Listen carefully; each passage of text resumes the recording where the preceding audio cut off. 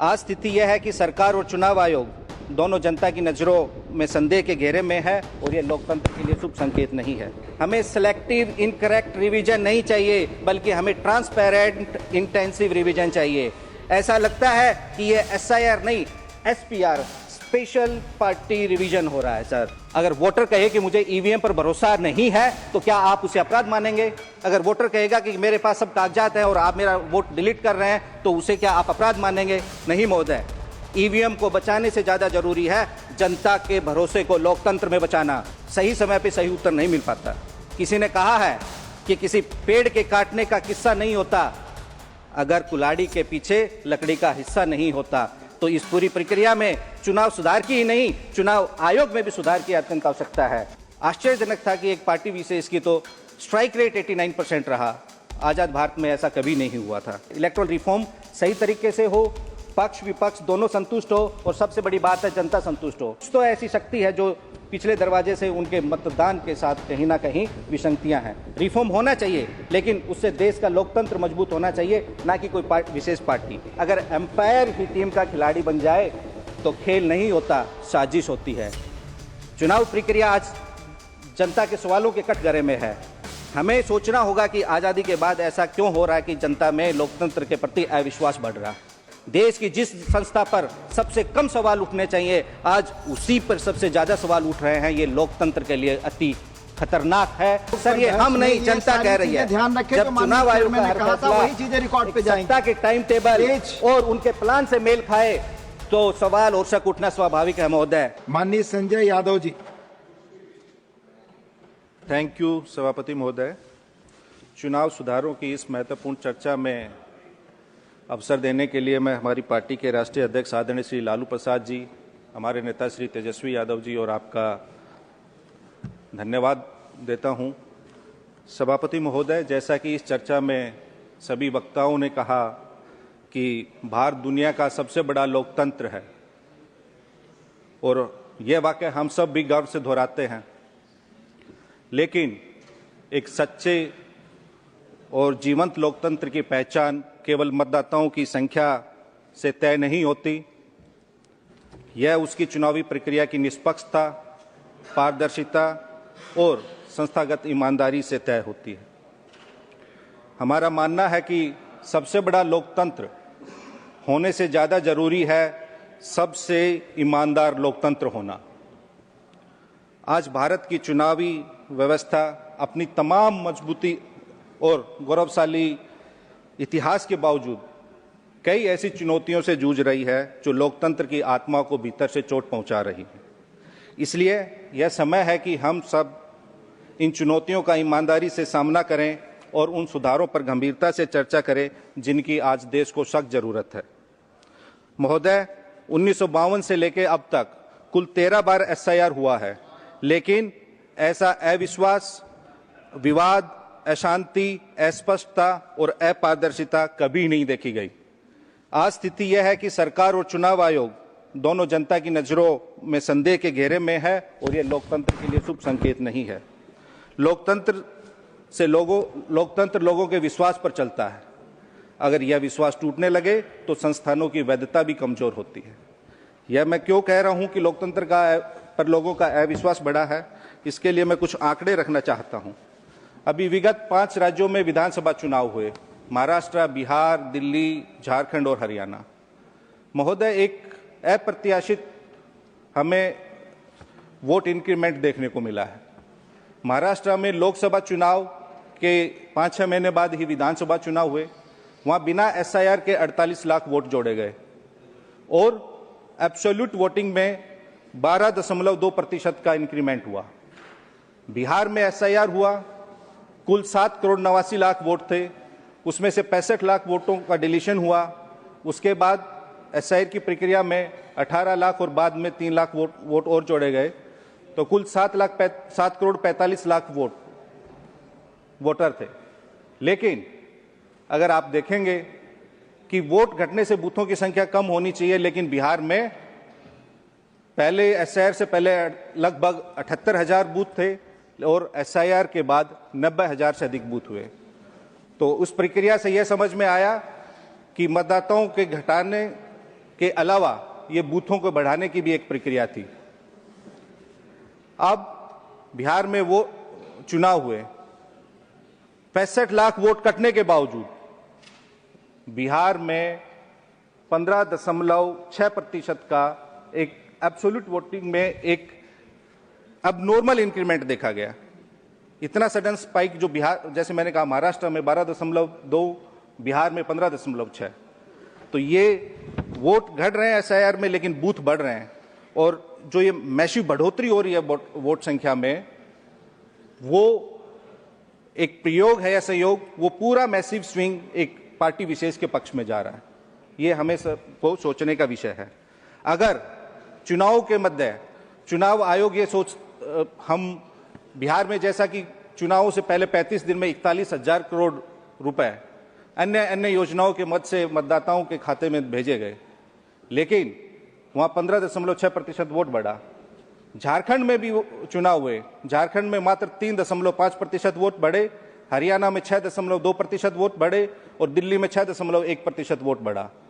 तो ये झारखंड में भी वही सेम योजना थी, लेकिन वहां 3.5% ही वोट बढ़े, लेकिन बिहार में 15.5% से अधिक वोट बढ़े। तो ये सब हमें सोचने की जरूरत है।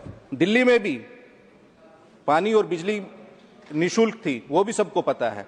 अगर ये वोटिंग पैटर्न हो, मतदाताओं को वही बिहेवियर हो, तो वो सर्वव्यापी हर जगह वैसा ही रहना चाहिए।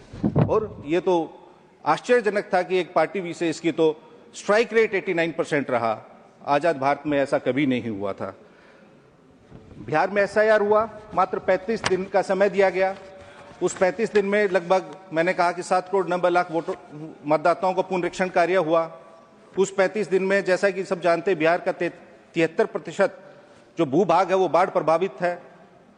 सावन का भी महीना था, लोग कावड़ लाने जाते हैं, धान रोपाई का भी समय था। माननीय संजय जी, ये एसआईआर ये सब जुडिस मामला है और माननीय चेयरमैन ने शुरू से ही रिक्वेस्ट महोदय, चूंकि हम चुनाव सुधारों पे बात कर रहे हैं, तो जो हमारा अनुभव था तो उसी के संबंध में, वो भी एक चुनाव सुधारों की प्रक्रिया का ही एक अभिन्न अंग है, इसलिए हम बात कर रहे हैं। महोदय, बिहार में 1,77,526 वोट पोस्टल बैलेट थे। उस 1,77,526 में हमारा गठबंधन 143 सीटों पर लीड कर रहा था। हमारा विपक्षी गठबंधन एनडीए मात्र 94 सीटों पर लीड कर रहा था। अदर्स के हिस्से में 6 सीटें थी। पोस्टल बैलेट में मतदान में हम 44.6% मत प्राप्त कर रहे थे, लेकिन उसमें नहीं हुए। जो बाकी जो प्रक्रिया रही उसमें क्या विसंगतियां रही, उस पर मैं आऊं। तो महोदय, केवल हम जब चुनावी सुधारों की बात करते हैं, इलेक्टोरल रिफॉर्म सही तरीके से हो, पक्ष विपक्ष दोनों संतुष्ट हो, और सबसे बड़ी बात है जनता संतुष्ट हो। चुनाव सुधारों पे ये चर्चा केवल औपचारिकता नहीं रहनी चाहिए। आज मतदाता को लग रहा है कि उसके वोट के साथ कहीं ना कहीं हेराफेरी हो रही है। कुछ तो गड़बड़ है, कुछ तो ऐसी शक्ति है जो पिछले दरवाजे से उनके मतदान के साथ कहीं ना कहीं विसंगतियां हैं। रिफॉर्म होना चाहिए, लेकिन उससे देश का लोकतंत्र मजबूत होना चाहिए, ना कि कोई विशेष पार्टी। चुनाव आयोग का कर्तव्य है कि जनता की हर दुविधा, हर शंका, हर सवाल का निवारण करे और तुरंत करे, लेकिन इसमें कहीं ना कहीं हमें सही समय पे सही उत्तर नहीं मिल पाता।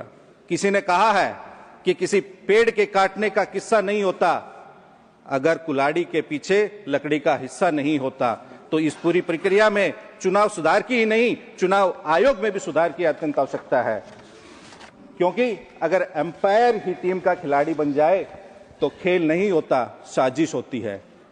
चुनाव प्रक्रिया आज जनता के सवालों के कटघरे में है।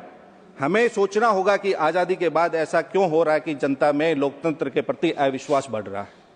जब आयोग सवालों से भागता है और साफ साफ जवाब देने में आनाकानी करता है तो शक अपने आप जन्म लेता है। देश की जिस संस्था पर सबसे कम सवाल उठने चाहिए, आज उसी पर सबसे ज्यादा सवाल उठ रहे हैं। ये लोकतंत्र के लिए अति खतरनाक है, हानिकारक है। आज चुनाव आयोग किसी सरकार का और पार्टी का पर्सनल एक्सटेंशन काउंटर नहीं बनना चाहिए। ये हम नहीं, जनता, सर ये हम नहीं, जनता कह रही है। ध्यान रखें, जब चुनाव आयोग का हर फैसला वही चीजें रिकॉर्ड पे जाएंगी, सत्ता के टाइम टेबल और उनके प्लान से मेल खाए तो सवाल और शक उठना स्वाभाविक है। महोदय, हम इलेक्शन रिफॉर्म पे बात करिए सर, उसी पे कर रहे हैं। हमें सर चुनाव सुधार चाहिए, निष्पक्ष चुनावी प्रक्रिया का सफाया नहीं चाहिए, हमें सिलेक्टिव इनकरेक्ट रिवीजन नहीं चाहिए, बल्कि हमें ट्रांसपेरेंट इंटेंसिव रिवीजन चाहिए। ऐसा लगता है कि ये SIR नहीं, SPR स्पेशल पार्टी रिवीजन हो रहा है सर। सबजुडिस मामले पर न बोले आप। SIR के SIR के जरिए गलतियां ठीक होनी चाहिए, और जो ठीक हो उसे गलत करने की मंशा को रोका जाना चाहिए। अगर सुधार सच है तो डर किस बात का। लेकिन यह सरकार वोटर को जुटाकर नहीं, बल्कि वोटर को हटाकर जीतना चाहती है। आप वोट सुधार नहीं, आप वोट मैनेज करना चाहते हैं। देश ने बिहार चुनाव में देखा कि कैसे 41,000 करोड़ रुपए मात्र मतदान की तिथि से 35 दिन पहले बांटा गया। क्या चुनाव आयोग को उसमें हस्तक्षेप करके उसको रोकना नहीं चाहिए? आपका एक राज्य के लिए अलग मापदंड होता है, दूसरे राज्य के लिए आपका अलग पैमाना होता है। आपको ऐसा नहीं होना चाहिए। अगर रेफरी ही विपक्षी टीम से मिलके नियम बदलने लग जाएगा तो सर खेल नहीं रहेगा, निष्पक्ष खेल नहीं होगा। सर मैंने स्वयं चुनाव आयोग को एक 4 पेज का लेटर लिखा कि कैसे कैसे धांधली हो रही है, लेकिन कभी कोई संज्ञान नहीं लिया गया।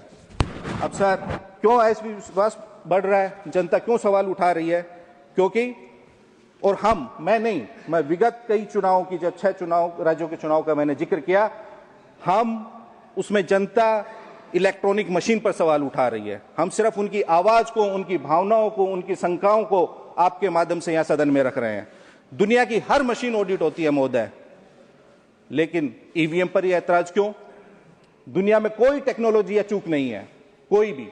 हमने देखा है हमारे देश में ही हमारी मिनिस्ट्री ऑफ डिफेंस की वेबसाइट पे साइबर अटैक होता है, उसे हैक करने की कोशिश होती है और किया भी गया है 2018 में। हमारी मिनिस्ट्री ऑफ होम अफेयर्स की वेबसाइट पे भी साइबर अटैक्स हुए हैं। तो कोई भी तकनीक अचूक नहीं है महोदय। दुनिया की सबसे सुरक्षित माने जाने वाली प्रणालियां भी हैक हुई हैं, तो ईवीएम को अवैध कहना तकनीकी रूप से सही नहीं लगता महोदय। ईवीएम पर सवाल लोकतंत्र को कमजोर नहीं, मजबूत करता है। अगर वोटर कहे कि मुझे ईवीएम पर भरोसा नहीं है, तो क्या आप उसे अपराध मानेंगे? अगर वोटर कहेगा कि मेरे पास सब कागजात हैं और आप मेरा वोट डिलीट कर रहे हैं, तो उसे क्या आप अपराध मानेंगे? नहीं महोदय। ईवीएम को बचाने से ज्यादा जरूरी है जनता के भरोसे को लोकतंत्र में बचाना, और जनता का भरोसा किसी मशीन में नहीं, निष्पक्ष प्रक्रिया और प्रणाली से ही संभव है। जब वोट कागज पे दिखता है तो गिनती में कागज क्यों नहीं? हम 5% मिलान भरोसा नहीं देता, 100% मिलान ही भरोसा देगा। लोग कह रहे हैं कि ईवीएम पारदर्शिता नहीं दे रही, और लोकतंत्र पारदर्शिता के बिना जिंदा नहीं रह सकता। अगर हम चुप रहेंगे तो सर मशीन जीत जाएगी, और हम बोलेंगे तो लोकतंत्र जीतेगा। अगर कहीं कोई शक है तो हम सबको बिल्कुल बोलना चाहिए, निडर होकर बोलना चाहिए। जब वोट की प्रक्रिया ही संदेहों से घिरी हो तो लोकतंत्र की आवाज साफ कैसे सुनाई देगी?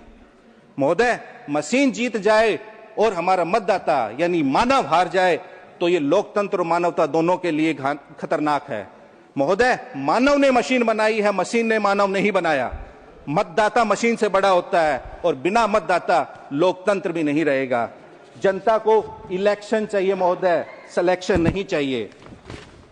महोदय, कई कामयाब और लोकतांत्रिक विचारधारा का सम्मान करने वाले विकसित देश पारदर्शिता के नाम पर इलेक्ट्रॉनिक वोटिंग को अस्वीकार किया है, और चुनाव सुधारों के लिए महोदय निष्पक्षता दिखानी पड़ती है, सिर्फ कहना ही काफी नहीं होता। रेफरी अगर नियम पूछने पे नाराज हो जाए तो मैच के नतीजों पर सवाल उठाना लाजमी है। दुनिया के अधिकांश लोकतंत्र अब बैलेट पेपर का ही प्रयोग करते हैं, क्योंकि वह सत्यापन योग्य है और भरोसेमंद होता है और जनता को दिखता भी है। महोदय, बस मैं अपनी बात खत्म कर रहा हूं। चुनावी सुधार में कोई तकनीकी प्रक्रिया नहीं है। चुनाव सुधार यह उस लोकतांत्रिक संस्कृति का आधार है जो नागरिकों को विश्वास दिलाती है कि सत्ता उनकी इच्छा का प्रतिबिंब है, न कि धन, शक्ति और प्रभाव का परिणाम।